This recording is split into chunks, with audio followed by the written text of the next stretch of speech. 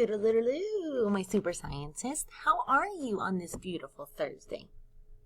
It's April the 15th of 2021, and we've got some science to do. What do you think we're working on? We will record examples of interdependence in living things.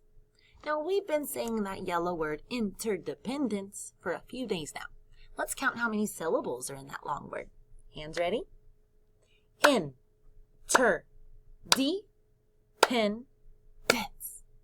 How many syllables? 5. Interdependence. Wow! How will we practice interdependence today? First, we will watch a video. Then create a food chain with the teacher in Google Slides. Yesterday, we made one in our journal. Not today. Today we'll be using Google Slides to move the living things in the right place in the chain. Why? We will understand how living things depend on each other for their basic needs. Check out my little squirrel over here. What does my squirrel depend on to survive? What do squirrels eat? What do you see here? Acorns. A squirrel depends on acorns. If they don't have any nuts to eat, they will not survive. We will study today more on the interdependence of living things and how they depend on each other to survive. But first, we have a video. Let's go check out STEM Scopes. Are you ready to sing with me?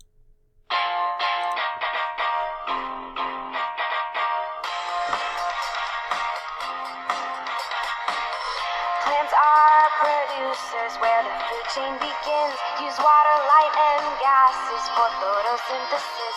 Like everything else, food starts with the sun. We start with the what?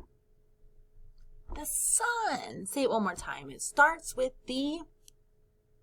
Got it. The first thing you better put on the Google slide is the sun. The sun shines down onto a what? What do you see here? A plant. Plants produce food. They get the job done. Everything we do starts with food. It gives us energy, makes us renewed. It flows in a chain from the sun to creature. It keeps ecosystems connected in nature. Ooh, look at that plant. Ooh, For energy consumers, rely on others. They eat each other or they eat producers. Decomposers get their energy from dead matter. In any habitat, you can find these food webs. Everything we do starts with food. It gives us energy, makes us renewed. It flows in a chain from the sun to creature. It keeps ecosystems connected in nature.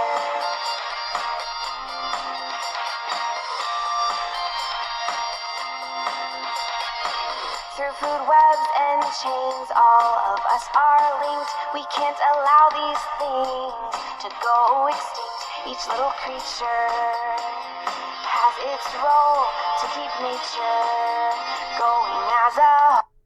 Oh, look at this underwater, like those aquariums we drew. Take a pause a minute and let's look. How did those plants get their energy to grow? The sun. Can the sun still shine in the water? Oh, yeah. So this food chain began with the sun. It shined through the water to make those plants down there grow. Now the plants grew. Who's going to come eat those plants in the ocean? What do you see? The fish. Now that the fish came and is eating the plants, who might come and eat that fish? Who's a big predator in the ocean? A shark, a stingray, an octopus, a turtle. Lots of options. Food chains are underwater too. Everything we do starts with food. It gives us energy, makes us renewed. It flows in a chain from the sun to creature. All right, take a look at this one. The food chain always starts with the what? It shines down onto these plants. And the plants grow. They can make flowers. And flowers and plants make seeds. Now, who's over here eating all these seeds? A bird. Who could be a predator to come and eat the bird? A bigger bird could eat it, like the eagle. A snake could eat that bird. What about a meow meow? Could a cat eat a bird? Food chains are everywhere. It keeps ecosystems connected in nature. Look at this one. What are the butterflies eating? The pollen and the flowers. Who would come eat a butterfly? Do you think these birds would eat a butterfly? Yes or no? It keeps ecosystems connected in nature. Who would come eat these oranges off the tree? I could. You and I, we're part of the food chain too. We eat some of these living things too.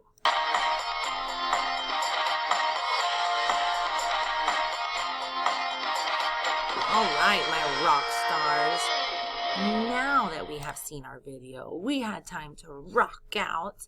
Let's go review our vocabulary before it's food chain time. Our first two words are living and needs. Repeat those, please. Living, needs.